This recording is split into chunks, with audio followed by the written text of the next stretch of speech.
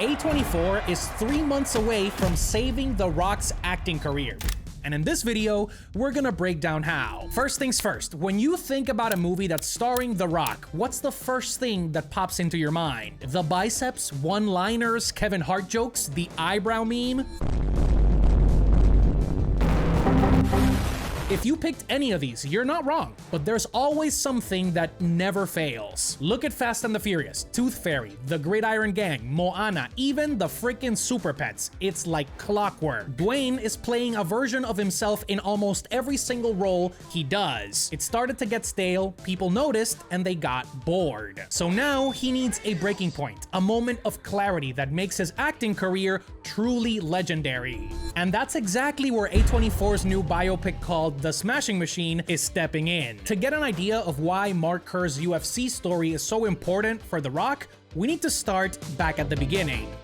Dwayne Johnson didn't just become a star, he engineered it. From his early days kicking ass and taking names in the WWE, where he turned the eyebrow raise into a pop culture weapon, to a long string of box office hits that turned him into a global icon. The Rock has essentially become more of a product than a person for the last decade. And trust me, homie, that is not a dig, it's a flex. A testament to the fact that discipline, strategy, and hard work can get you anywhere.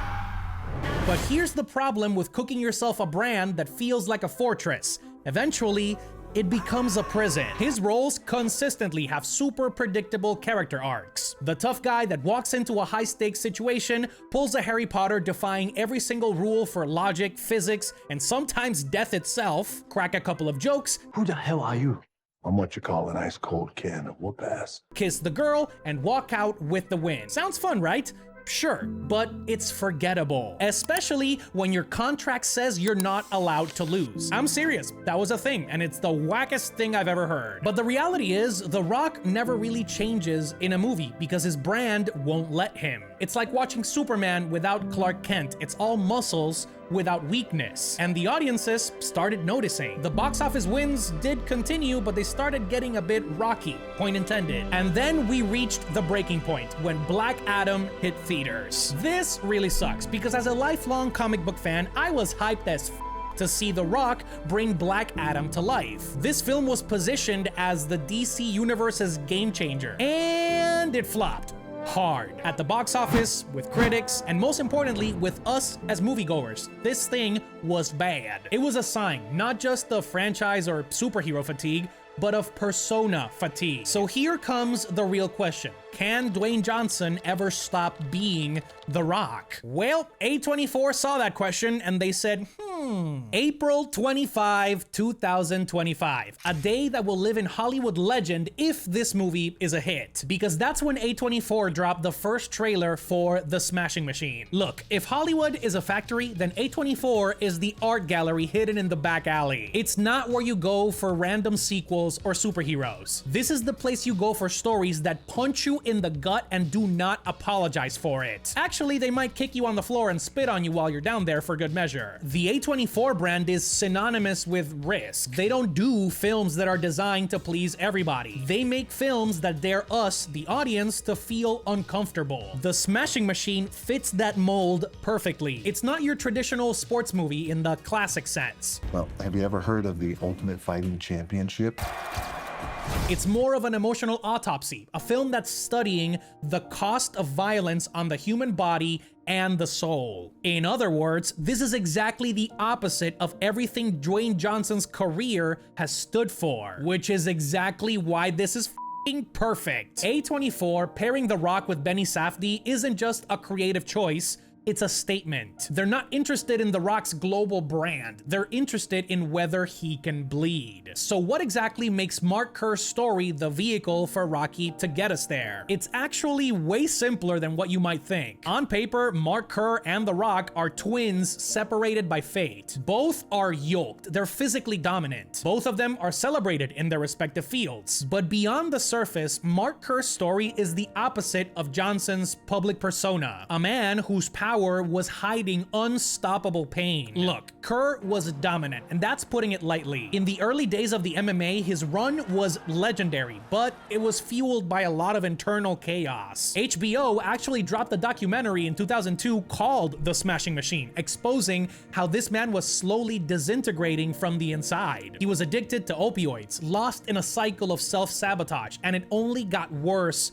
from there. What made the documentary truly cut deep wasn't all the fighting, it was the fallout. That's the real hook for Dwayne, not to play a man at his strongest, but a man at his most broken. Because Mark wasn't a hero, he was a survivor. This role requires Rocky to do something he's never done before on screen, to completely disappear. No smirks, no slow-mo action shots, just raw, authentic humanity. It's the kind of performance that demands everything except your ego. It asks for silence, doubt, fear. It's telling Dwayne to walk away from the things that made him famous and dive into the shadows where real character work lives. I'm getting pumped just talking about this because this role could redefine him, not as the unstoppable action hero, but as a serious, nuanced actor capable of taking risks that most of us wouldn't even dare to try. Okay, that got a little dark, but this is where things start to get juicy, because a character is only as juicy as the pen that writes him. What the f?